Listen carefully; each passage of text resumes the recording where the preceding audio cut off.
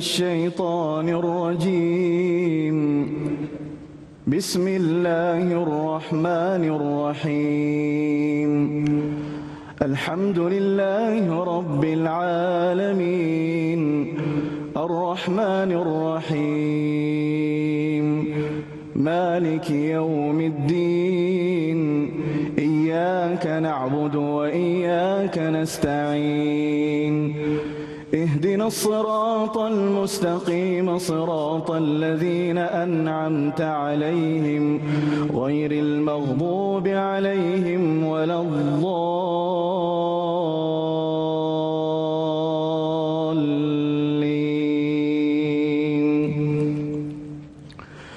بسم الله الرحمن الرحيم. وكذلك جعلناكم أمة وسطا لتكونوا شهداء على الناس ويكون الرسول عليكم شهيدا وما جعلنا القبلة التي كنت عليها إلا لنعلم من يتبع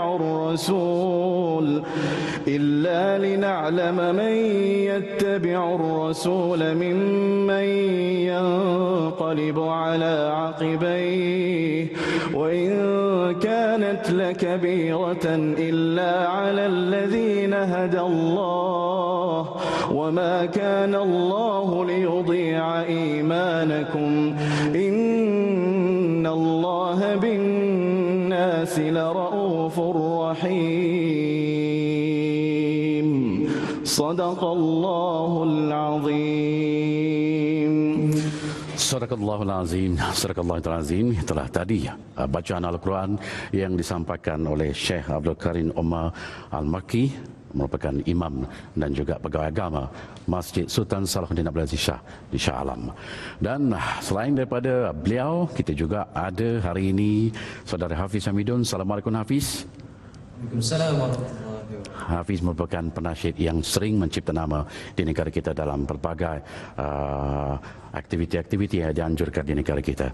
Dan di sebelah beliau didatangkan khas dari Perak Darul Rizwan, iaitu Sahibul Samahah Tan Sri Dr. Harusani Haji Zakaria. Assalamualaikum Tan Sri. Waalaikumsalam warahmatullahi wabarakatuh. Beliau merupakan mufti negeri Perak Darul Rizwan. Dan mungkin ramai di antara kita bertanya, di manakah kami Al-Kuliah berada? Dan kita akan bersama dengan rakan setugas kita sebentar lagi. Dan sebelum itu, selamat menyaksikan bersama kami di rancangan Al-Kuliah TV3 dengan topik yang sangat indah untuk kita kupas, iaitu Jalan Kesedaran.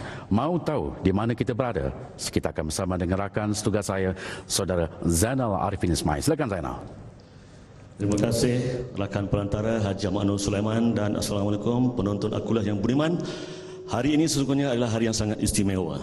Ada dua pantun yang saya telah sediakan. Dari Seri Pentas ke Putrajaya, singgah sebentar di Seri Perdana, adaran Rasul jadi pusaka, insya-Allah masuk ke syurga. Dari Kuantan ke Putrajaya, kini singgah di Seri Perdana. Orangnya segak lagi wibawa, cuba teka siapa gerangannya. Sebenarnya biasaannya kita menerima tetamu Al-Kuliah ini, tetapi hari ini Al-Kuliah menjadi tetamu kepada orang yang tak asing lagi. Kalau kita lihat hari ini, beliau berpakaian baju Melayu dan kain pelikat, persis seorang tuan rumah yang menerima tetamu. Tak lain dan tak bukan Perdana Menteri Datuk Seri Muhammad Najib Tun Razak. Sepatah kata daripada tuan rumah kepada tetamu. Silakan. Assalamualaikum warahmatullahi wabarakatuh. Waalaikumsalam. Alhamdulillah, saya sebagai tuan rumah berasa amat terhormat dengan keputusan TV3 program Al-Kuliah untuk mengadakan programnya buat pertama kalinya di Seri Perdana. Sudah tentu bagi diri saya, isteri saya, ini satu program yang tentu sekali bermakna kerana saya tahu program Al-Kuliah ini mendapat sambutan yang cukup hangat dan topik yang dipilih pun pada hari ini sangat menarik. Jadi saya ucap terima kasih sekali lagi, dan saya berasa begitu terhormat sebagaimana saya katakan tadi, dan sebagai tuan rumah itu sebab tu saya pakai kain pelikat. sebab saya nak menampilkan satu imej yang bersantai, bersahaja. Terima kasih. Terima kasih Datuk Seri dan isteri. Dan kita akan bersama dengan Datuk Seri lagi nanti dengan beberapa persoalan. Sebelum itu kita kembali bersama dengan rakan setugas Haji Ahmad Nur Sulaiman berada di pentas utama. Silakan. Terima kasih saudara Zainal Arifin Ismail tadi dengan tetamu istimewa kita. Baik, kita akan berjalan dengan lebih jauh lagi nanti, sekurang-kurangnya dalam 1 jam. Kita akan selikan dengan Al-Quran, kita akan selikan dengan nasyid dan tetamu istimewa kita yang dipaparkan oleh saudara Zainal Arifin Ismail tadi. Baik, kita nak mulakan bual bicara Al-Kuliah kita pada petang ini. Dan saya ada Tan Sri di Dewan Banquet Kompleks Sri Perdana. Jadi ingin saya tanyakan kepada Tan Sri, ramai orang bercakap tentang wasatyah. Jadi mungkin Tan Sri dapat bantu kami untuk jelaskan apakah sebenarnya yang dikatakan wasatyah itu. Silakan. Assalamualaikum warahmatullahi wabarakatuh. Waalaikumsalam. Bismillahirrahmanirrahim. Alhamdulillah Rabbil Alamin. Wassalatu wassalamu ala ashrafil anbiya'i wal mursalin. Sayyidina wa maulana Muhammad wa ala alihi wa sahbihi ajma'in. Subhanaka la ilma lana illa ma 'allamtana innaka antal alimul hakim. Terima kasih moderator yang berhormat Datuk Seri Najib Perdana Menteri Malaysia, yang berbahagia Datuk Seri Rosmah, dan terhormat tuan-tuan dan puan-puan, hadirin hadirat sekalian. Kata wasatiyah itu dalam bahasa Arab, tiap perkataan itu ada punca asalnya. Dan asal daripada wasatiyah itu ialah al-wast. Al-wast yang diterjemahkan dalam bahasa kita secara maknanya ialah pertengahan. Tapi dari istilahnya wasatiyah itu dimaknakan dengan adil, sederhana ataupun yang terbaik. Itu makna wasatiyah.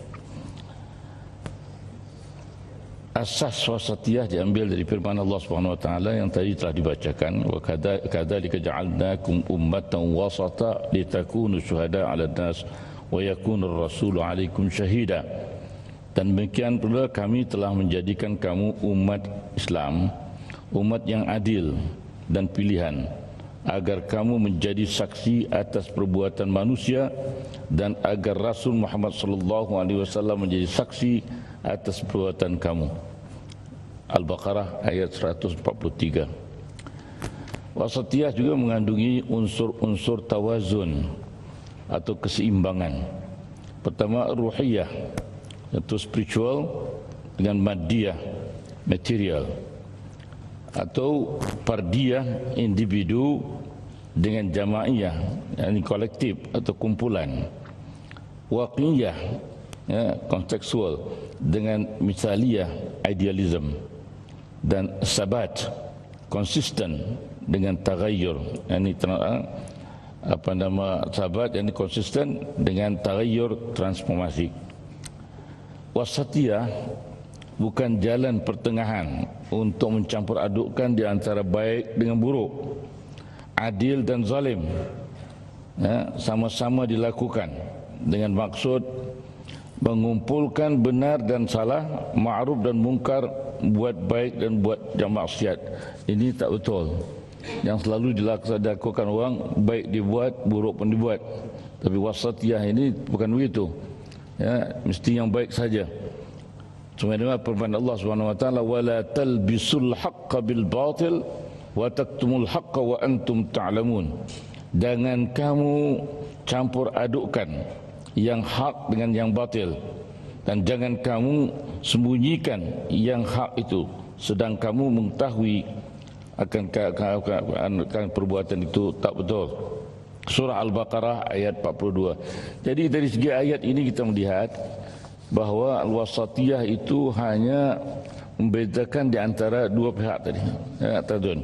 Maknanya kalau ruhiyah dengan madiyah tawadun, kita ada unsur ruhiyah dan unsur madiyah, kebendaan, tidak dinafikan, tidak dipakai hanya satu.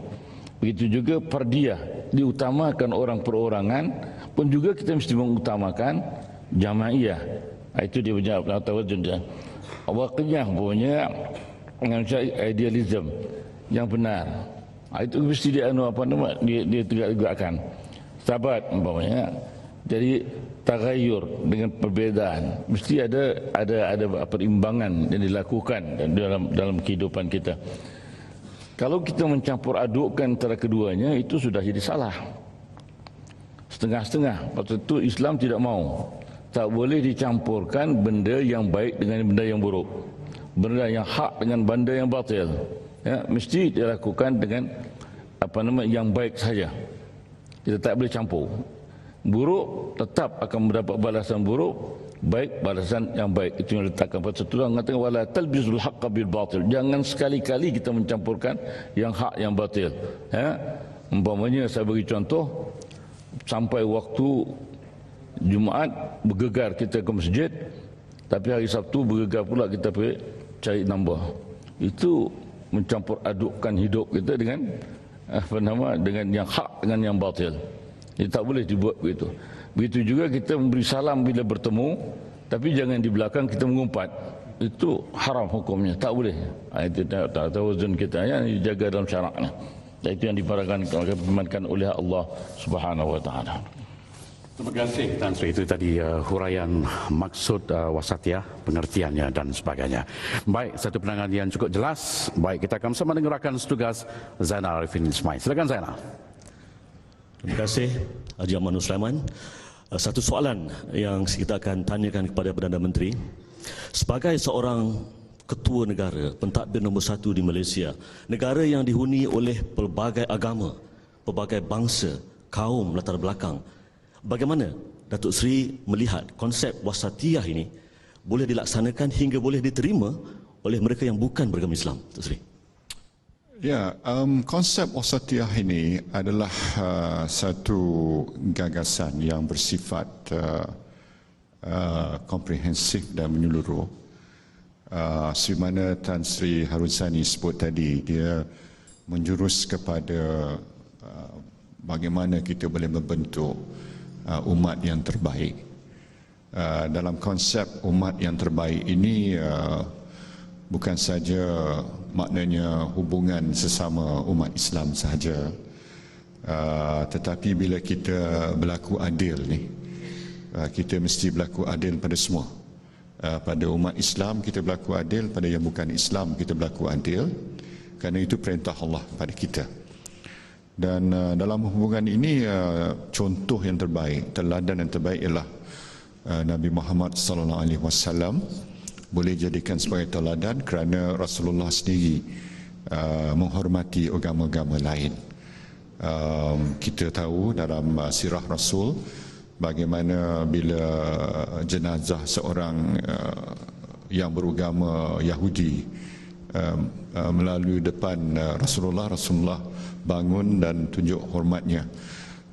Dan bila sahabatnya tanya kenapa wahai Rasulullah, kenapa Rasulullah buat demikian, Rasulullah jawab bahawa saya menghormati dia sebagai seorang manusia. Jadi nilai kemanusiaan itu tinggi dalam Islam dan ia terangkum dalam konsep wasatiyah. Jadi kalau kita mengamalkan, kita akan jadi umat yang terbaik, dan umat yang terbaik itu bererti bahawa kita akan disanjungi oleh orang bukan Islam juga. Jawapan yang saya kira sangat menarik. Dan seperti kita tahu bahawa ketika pentadbiran Rasulullah sallallahu alaihi wasallam di Makkah dan di Madinah, orang Yahudi misalnya tidak ditindas, sehingga pentadbiran Rasulullah itu dilihat sebagai satu pentadbiran yang sangat adil dan saksama. Begitulah indahnya konsep wasatiyah ini. Dan kita kembali bersama dengan rakan setugas Amanul Sulaiman dengan Mufti Perak Tan Sri Harusani Zakaria di pentas utama. Silakan. Terima kasih rakan setugas Zainal Arifin Ismail. Saya sebenarnya sangat teruja mendengar jawapan daripada dari panel kita dan juga Yang Amat Berhormat Perdana Menteri, dan saya fikir ini merupakan satu sejarah yang sangat besar kepada program Al-Kuliah sendiri.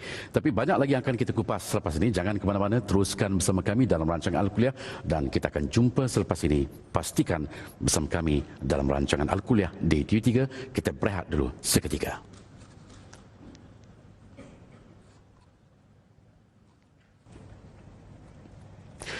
Alhamdulillah saudara, selamat kita bersama kembali lagi dalam rancangan Al-Kuliah yang dibawakan siaran secara langsung dari Dewan Bankuet Kompleks Sri Perdana Putrajaya, dan dengan topik yang kita huraikan itu Jalan Kesederhanaan. Dan saudara, sesungguhnya banyak sekali yang akan kita perkatakan dalam pertemuan selama 1 jam ini. Telah pun kita huraikan sebahagian tentang wasatiyah dan juga amalan wasatiyah dalam penerimaan dan sebagainya. Dan baik, kita akan bersama dengan Tan Sri sekali lagi. Untuk soalan berikutnya, Tan Sri, kita sering menemui tentang hadis Rasulullah SAW yang mengingatkan umat baginda agar sentiasa bersikap sederhana dalam setiap hal. Jadi pada pandangan Tan Sri, kenapa baginda sangat menekankan sikap kesederhanaan itu dalam kesejahteraan kehidupan kita? Ya. Pertama ialah kerana Allah Subhanahu Wa Taala sendiri dalam Al-Quran, ya, banyak ayat-ayat yang menekankan supaya kita bersikap sederhana. Sebagai seorang yang mukmin, kita wajib beriman dan wajib kita beramal dengan demikian. Umpamanya kita lihat, wala taj'al yadaka maghlulatan ila unuqik wala tabsutha kullal bast fataq'uda maluman mahsura. Jangan kamu jadikan, belenggukan tangan kamu di leher kamu, ya, wala tabsutha kullal bast. Maknanya jangan kamu jadi terlampau kedekut sehingga tangan tak terhulurkan siapa-siapa. Tapi jangan pula kamu menghulurkan keseluruhan begitu. Kamu nanti akan jadi dihina orang dan akan menyesal keadaan itu. Jadi maknanya sederhana. Untuk kita berderma pun, kita memberi infak pun mesti secara sederhana, tidak keterlaluan. Begitu dalam firman Tuhan, firman lagi, wa idza walladzina idza anfaqu lam yusrifu wa lam yaqturu wa kana baina dzalika qawama. Itu dalam surah Al-Furqan ayat 67. Walladzina idza anfaqu, orang-orang yang apabila dia membelanjakan hartanya, memberi nafkah kepada isteri, anak dan keluarga sebagainya, atau memberi bantuan kepada orang, ya, lam yusrifu, tidak dia membazir, walam yaqturu, tapi tidak pula kedekut, kedekut. Wa kana baina dzalika qawama, hendaklah dengan secara pertengahan, sederhana. Kita memberi nafkah secara sederhana, kita beri kalau kita menyimpan wang pun kita secara sederhana, supaya jangan kita jadi keadaan kita jadi kecil-kecil.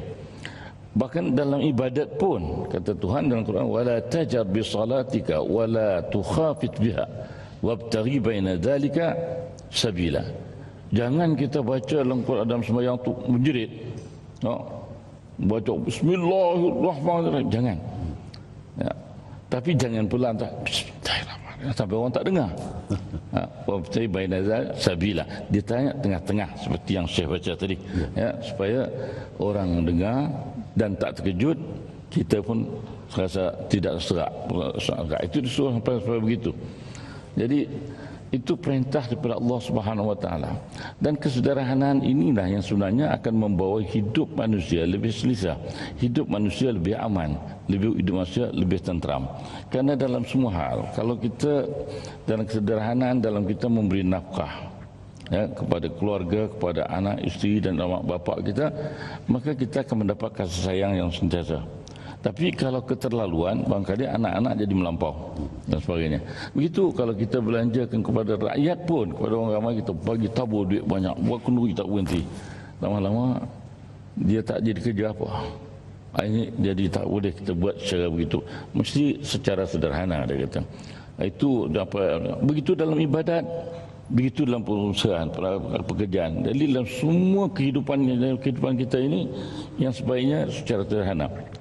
Umpamanya sebagai contoh, dalam ibadat pun, ya, pernah satu ketika 3 orang sahabat datang ke rumah Rasulullah SAW bertanya berkenaan dengan ibadat Rasulullah. Jadi jawab Siti Aisyah, dia kata akhlakul Quran. Kemudian didengar oleh Rasulullah SAW. Rasulullah keluar mengatakan, ya, dia kata, 3 orang ni berkata selepas itu, kita mana boleh nak ikut Rasulullah. Yang seorang kata, saya akan puasa selama-lamanya, tidak mau lagi dah batal, tiap-tiap hari nak puasa. Yang seorang kata, saya akan qiyamul, tiap-tiap malam qiyamul lail, tak mau tak berhenti. Dan yang seorang kata, seumur hidup saya tak akan kahwin dah. Rasulullah keluar, dia kata, kamu dengan kata-kata kamu, aku berjaga malam dan aku juga tidur. Maknanya selang semalam berjaga atau ada dua malam berjaga, 2 malam tidur, 3 malam tidur. Kemudian aku, kata Rasulullah SAW, puasa dan aku juga makan. Maknanya makan bukan puasa hari-hari, bukan hari-hari puasa. Jadi berselang-selang puasa. Sehingga Rasulullah mengatakan sebaik-baik puasa itu sembah Nabi Daud. Sehari puasa, sehari tidak puasa. Jangan sampai keterlaluan. Dan tak begitu juga apa namanya, aku kahwin. Ya, aku kahwin, maknanya beristeri. Jadi di sini Rasulullah SAW memberikan pesan kepada kita, jangan kita keterlaluan dalam pelghulu bidin. Kita keterlaluan dalam agama pun dilarang oleh syarak. Itu tak boleh dibuat. Jadi kita lihat, sehingga kita lihat Sayyidina Abdullah bin Umar, bila sampai tua, dia tak dapat nak puasa hari, badan dah lemah. Dia menyesal. Dia kata sepatutnya makin tua makin kuat ibadat, tapi sekarang makin tua makin kurang ibadat. Kerana dulu terlampau sangat, dah tak tua tak larat. Jadi maknanya makin merosot ibadat tu. Tak baiklah. Biarlah kita secara sejajar. Itu yang dikehendaki oleh syarak. Sehingga Rasulullah juga memberi amaran, iyyakum wal ghulu fid din, fa innama ahlaka man kana qablakum al ghulu fid din. Hendaklah kamu, kata Rasulullah sallallahu alaihi wasallam, ya, jauhi daripada melampau. Ghulu makna melampau dalam agama. Karena telah binasa mereka yang sebelummu disebabkan melampaunya mereka dalam agama. Itu hadis mengingatkan, mana orang dulu dah binasa kerana melampau dalam agama, dalam melampau sangat. Nanti kita akan ceritakan di belakang berkenaan dengan pelampauan yang berlaku ini, insya-Allah. Baik, terima kasih Tan Sri. Satu huraian yang jelas dan barangkali akan menjadi nilai tambah yang cukup baik kepada kita untuk memahami, mentafsirkan dan pelaksanaan wasatiyah itu sendiri.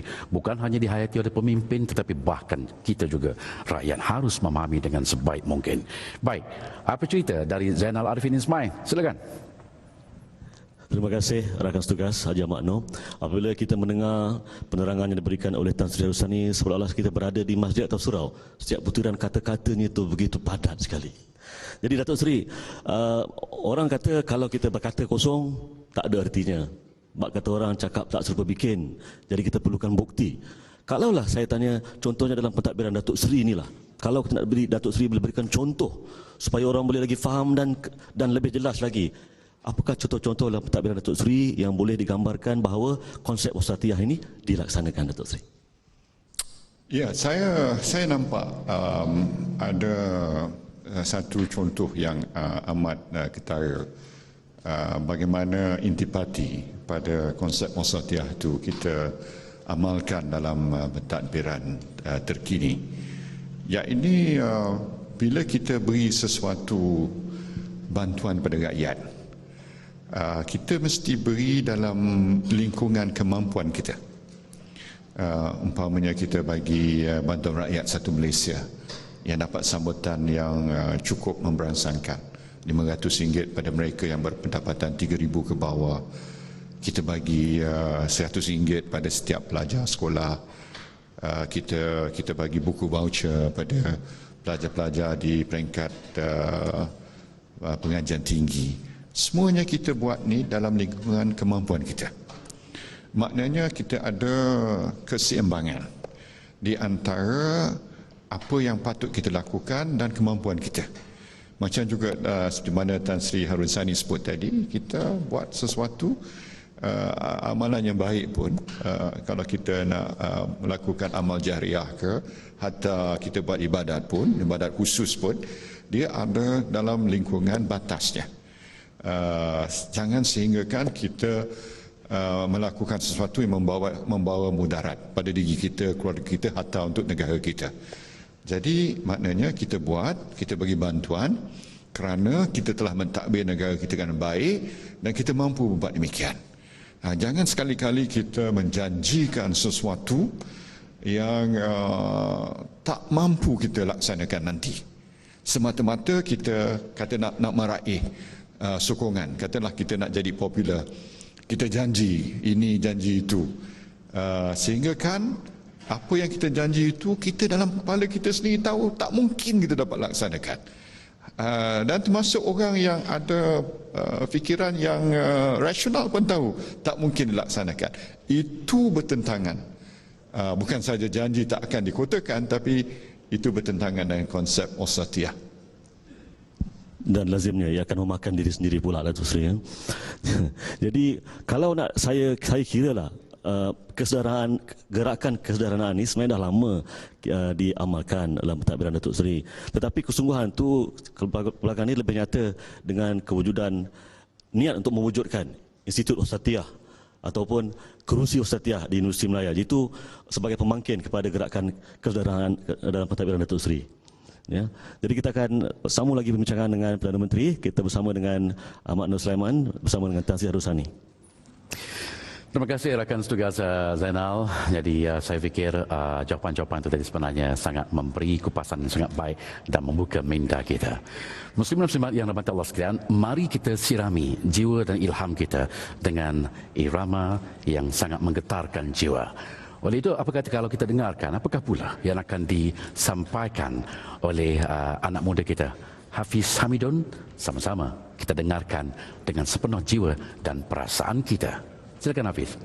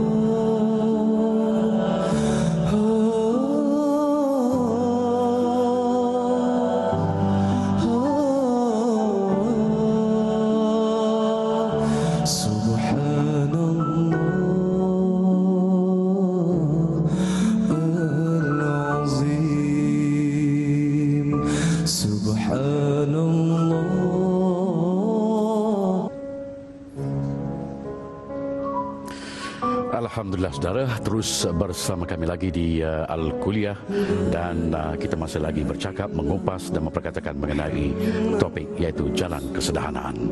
Dan di Dewan yang serba indah ini kita himpunkan, kita gabungkan bukan saja pemimpin tertinggi, bahkan juga ulama untuk bersama-sama kita pada hari yang penuh dengan mulia dan keberkatan dalam sebuah majlis ilmu ini. Baik, kita teruskan dengan labuh bicara kita pada petang ini. Saya beralih kepada Tan Sri. Baik Tan Sri, saya ingin bacakan sedikit tentang maksud firman Allah Subhanahu Wa Taala. Jadi petikannya, maksudnya, dan demikian pula kami menjadikan kamu umat Islam, umat yang adil dan pilihan, agar kamu menjadi saksi di atas perbuatanmu. Jadi saya rasa ini sangat menarik dengan topik kita. Mohon Tan Sri huraikan. Silakan. Ya. وَكَذَلِكَ جَعَلْنَاكُمْ أُمَّةً وَسَطًا لِتَكُونُوا شُهَدَاءَ عَلَى النَّاسِ وَيَكُونَ الرَّسُولُ عَلَيْكُمْ شَهِيدًا. Dan demikianlah bagaimana kami telah memimpin kamu ke jalan yang lurus.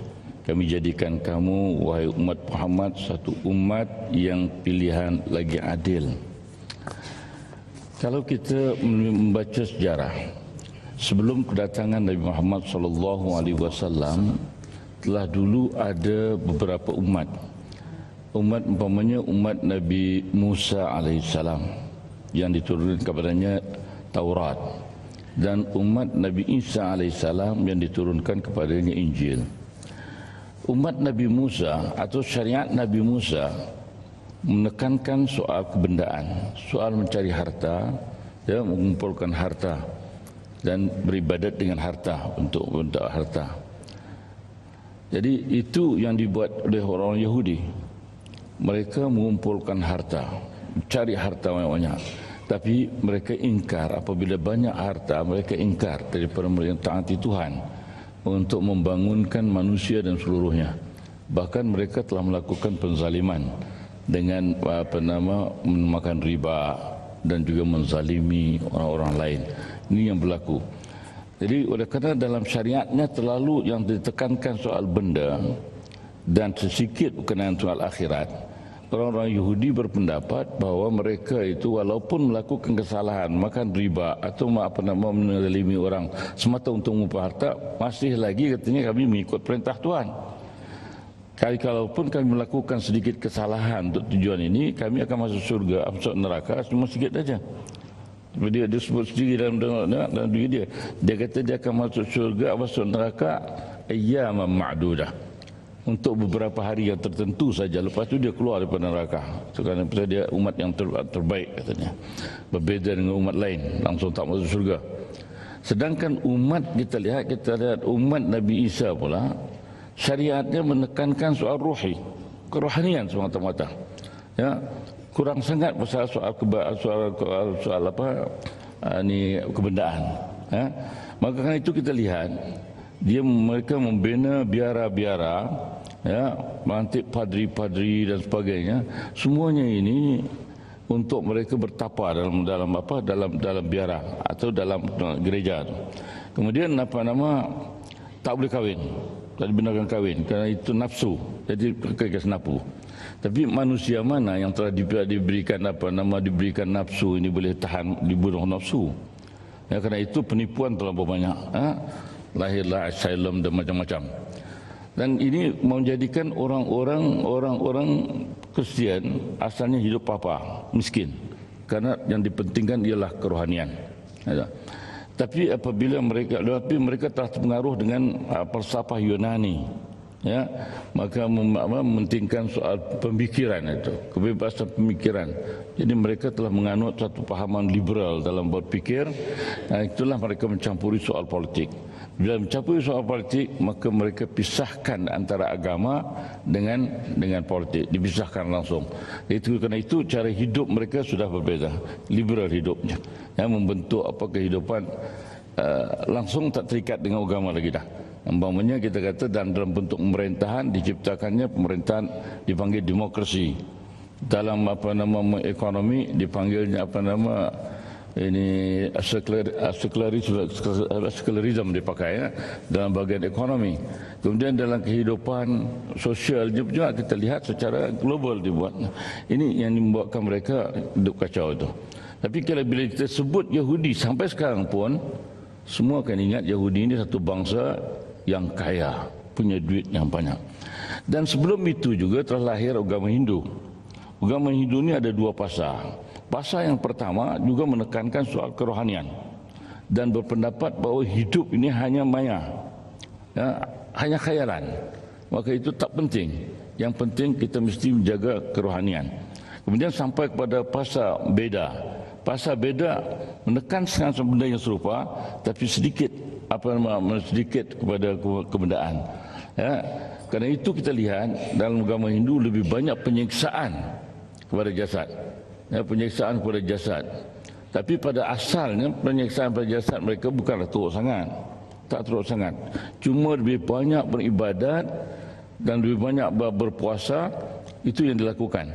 Dan akhirnya oleh kerana dosa banyak dilakukan oleh lidah, maka pada satu perayaan dipanggil Taipusam, itu cucuk lidah dengan jarum. Itu saja. Tak lebih daripada itu. Kalau lebih pada itu sudah dipanggil bid'ah. Bid'ah dalalah pada dia. Itu yang dikatakan pada dia. Itu kita lihat perbezaan. Maka selepas itu datang pula Buddha. Ya, Gautama Buddha. Gautama Buddha juga mementingkan kerohanian. Tapi kurang penyiksaan. Tapi dalam bentuk menyiksa badan dengan hanya banyak bertapa, ya, dengan cara duduk yang tertentu dan sebagainya. Itu ajaran Buddha. Ajaran Buddha. Maka datang Islam. Islam memberikan pertengahan. Dia seimbang. Maknanya kehidupan kita di dunia, kita mesti menerima hakikat kita mempunyai badan untuk hidup. Badan perlu kepada makanan. Itu. Tapi kita tidak juga, kita mempunyai ruh untuk kita mempunyai tenaga, kekuatan dengan kita pegang kepada yang menciptakan. Itu dua itu seimbang. Jadi pasal itu kita didatangkan ke dunia ini disebut oleh Rasulullah sallallahu alaihi wasallam, ya, kita datang ke dunia ini fasa yang kedua hidup kita. Kita manusia ni 5 fasa sebenarnya. Fasa pertama di alam azal, fasa kedua alam dunia, fasa ketiga alam kubur, fasa keempat alam akhirat, fasa kelima alam jaza. Jadi dalam fasa pertama dulu kita telah buat perjanjian dengan Tuhan yang kita menerima pelantikan sebagai khalifah. Khalifah mana? Mentadbirkan alam, mengangkat bina alam. Jadi bila kita turun ke dunia ini, kita mesti bekerja. Pasal itu Nabi kata kita hidup di dunia ini untuk bekerja, untuk akhirat. Jadi setiap pekerjaan kita ini adalah dalam bentuk kita membangun manusia alam, membangun manusia, semuanya dengan ibadat. Tapi tidak melupakan ibadat kepribadian. Pada itu kita lihat, kalau kita semayang, jasad kita rukuk, kita berdiri tegak, kita sujud, itu jasad. Tapi tidak diterima kalau tidak ada rohani. Pasal itu dia kata khusyuk. Qad aflaha man qad aflaha al-mu'minun alladhina hum fi salatihim khashi'un. Hanya berjaya orang yang sembahyang dan khusyuk dalam sembahyangnya. Kalau tak khusyuk dah tak terima. Pasal itu dia mesti dirangkumkan 2. Begitu kita bekerja kita, walau kita kerja apapun peringkat kita, maka dianggap sebagai, kalau yang umum dipanggil fardu kifayah, kalau yang khusus itu dipanggil fardu ain. Yang kifayah ini lebih berat dosanya daripada fardu ain. Itu lebih berat. Ya, macam umpamanya kita kata jadi bekerja sebagai ahli politik atau tadbir negara. Itu dia ibadat selama mana kita tadi melahirkan wasatiyah, adil, jujur, tepat, kita membina, mengangkat. Ya, itu kita mesti laksanakan. Begitu seorang tentera, dia juga melaksanakan fardu kifayah. Mesti jujur, menjaga ketenteraman. Dan begitu, sebab pasal itu Islam tidak pernah menetapkan mufti masuk surga, walau tak pernah menetapkan itu. Kalau dia jujur, dia menyatakan yang benar dan dia melakukan dengan ikhlas kerana Allah, maka itu hak dia. Tapi kalau dia megah, pada apa? Nak tunjuk aja. Apa yang tak dapat. Seperti itu juga imam. Imam itu pun diberi warning oleh Rasulullah. Kalau imam itu jadi imam, dibenci oleh makmum, dia pertama masuk neraka. Jadi mesti dia imam itu seorang adil yang menunjukkan itu. Pasal dia memimpin dan pimpinan dia mesti betul pimpinan dia. Mesti berilmu saja. Itu yang bentuk oleh wasatiyah dalam maksud. Jadi agama yang kita dibagikan ini agama yang adil, agama yang pertengahan, itu sifat kita. Tak boleh kita berlaku zalim atau sebagainya. Ini bertentangan dengannya. Jadi itu yang dimaksudkan wasatiyah. Pasal itu kemudian dijadikan kuntum khaira ummatin ukhrijat linnas ta'muruna bil ma'ruf wa tanhauna 'anil munkar wa tu'minuna billah. Dengan sebab itu kamu diangkat menjadi umat yang terbaik di antara umat-umat yang pernah dilantik oleh Tuhan ke atas dunia ini. Ya, ta'muruna bil ma'ruf, kamu menyuruh pada kebaikan. Wa tanhauna 'anil munkar, mencegah kemungkaran. Wa tu'minuna billah, beriman dengan Allah. Itu baru kita akan jadi cukup baik dalam hidup kita. Wallahu a'lam. Baik Tan Sri, terima kasih. Itu dia tadi huraian dan juga pembukaan minda yang cukup baik untuk kita memahami tentang ayat yang telah pun ditafsirkan sebentar tadi.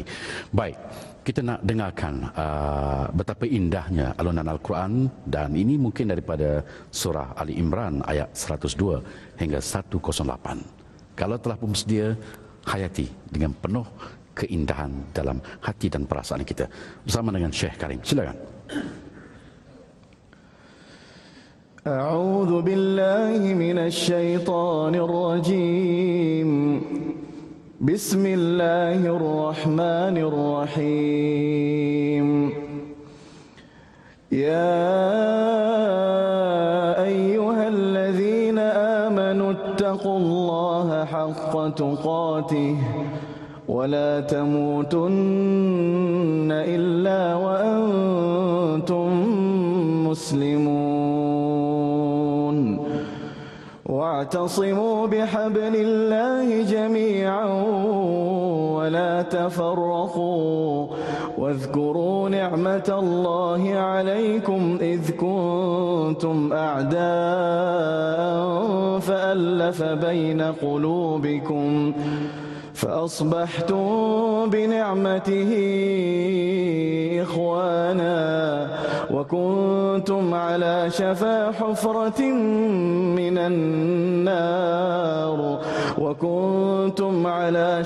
حفرة من النار فأنقذكم منها كذلك يبين الله لكم آياته لعلكم تهتدون ولتكن منكم أمة يدعون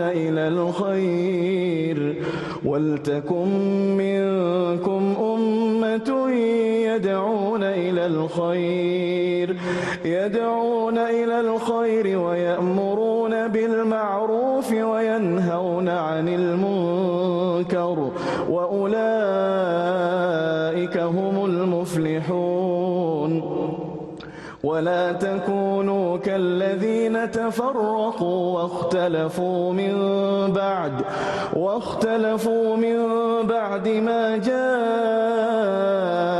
البينات وأولئك لهم عذاب عظيم يوم تبيض وجوه وتسود وجوه فأما الذين اسودت وجوههم أكفرتم بعد إيمانكم فذوقوا العذاب بما كنتم تكفرون وأما الذين ابيضت وجوههم ففي رحمة الله هم فيها خالدون تلك آيات الله نتلوها عليك بالحق وما الله يريد ظلما للعالمين صدق الله العظيم. Alhamdulillah, kita masih lagi bersama dalam rancangan Al-Kuliah yang dibawakan secara langsung dari Seri Perdana Kediaman Perdana Menteri Datuk Seri Muhammad Najib Razak dan isteri Datin Seri Rosmah Mansor dengan tajuknya konsep kesederhanaan. Sesungguhnya Allah ini Maha Adil, setiap hamba-Nya diberikan kelebihan tertentu. Contohnya suara yang sedap diberikan kepada orang seperti Ahmad Nur Sulaiman, kelebihan ilmu kepada Tan Sri Harusani, dan kebijaksanaan agama kepada Syekh Abdul Karim, dan juga kadang-kadang bakat kepimpinan seperti Datuk Seri. Saya nak tanya kepada Datuk Seri, apakah daripada kacamata Datuk Seri, bagaimanakah reaksi dan penerimaan orang ramai yang Datuk Seri jumpa, sama ada di dalam ataupun luar negara, tentang konsep kesederhanaan ini? Alhamdulillah, sejak saya mengenengahkan konsep wasatiyah ini, pertama kali saya terbuka 2 tahun yang lalu di New York, masa-masa bersatu persidangan diunggah, di mana saya telah berucap dan saya telah melontarkan konsep wasatiyah ini. Sambutannya cukup menggalakkan. Yang terkini di persidangan ASEAN yang ke-20 di Phnom Penh yang baru sudah ini telah diterima sebagai maknanya kertas wasatiyah itu, konsep paper wasatiyah itu diterima oleh ketua-ketua kerajaan ASEAN. Bila saya tahun sudah saya bercakap di Brussels berkenaan dengan wasatiyah, banyak pemimpin-pemimpin negara Eropah beritahu pada saya bahawa mereka sambut dengan cukup positif. Dan saya melihat cabaran pada umat Islam ni ialah untuk kita menghilangkan persepsi negatif terhadap umat Islam dan Islam sebagai satu agama itu yang dikaitkan dengan keganasan, dengan kefahaman yang ekstrim dan sebagainya. Jadi bila kita menerangkan tentang Islam sebenarnya, Islam yang sederhana, Islam yang menolak kefahaman yang ekstrim dan keganasan dan sebagainya. Jadi apa yang dipersepsi Barat terutama sekali sehingga ada istilah Islamofobia itu dapat kita beri satu satu jawapan yang tuntas tentang apa sebenarnya erti Islam itu. Jadi kalau kita ini baru peringkat permulaannya, jadi kalau kita terus menyemarakkan lagi, memperkasakan lagi kefahaman mengenai wasatiyah ini, saya percaya lambat laun orang akan lihat Islam itu sebagai satu agama yang cukup indah, satu agama yang cukup mulia dan satu agama yang sejajar dengan nilai-nilai kemanusiaan. Jadi ini saya anggap sebagai sumbangan Islam kepada manusia sejagat dan juga sebagai satu kefahaman yang boleh dijadikan sebagai landasan untuk menyelesaikan permasalahan dunia. Umpamanya masalah orang Palestin yang dizalimi. Ya. Jadi kalau pihak kerajaan Israel boleh menerima konsep kesederhanaan itu dari segi pendirian mereka, maka masalah yang begini kompleks pun boleh kita cari titik penyelesaiannya. Terima kasih begitu penjelasan daripada Datuk Seri Muhammad Najib tentang konsep wasatiyah. Kalau benarlah dan berhasillah perjuangan Datuk Seri ini, maka insya-Allah imej Islam sebagai agama yang ekstrim itu dapat dikikis daripada kacamata dunia pandangan yang negatif itu. Baiklah, makan kuaci sambil sendawa. Setakat ini daripada saya. Terima kasih. Terima kasih Zainal. Saya tak reti nak balas pantun ni. Baik, tunggu kita ucapkan ribuan terima kasih banyak kepada, khususnya kepada Yang Amat Berhormat Datuk Seri Muhammad Najib Tun Razak. Selamat menjalankan tugas Datuk Seri, dan juga terima kasih kepada rakan-rakan ahli panel pada kali ini. Dan ingat, jumpa lagi Al-Kuliah pada minggu hadapan dengan topik hulur atau tidak. Sekian, wabillahi taufiq wa hidayah. Assalamualaikum warahmatullahi wabarakatuh.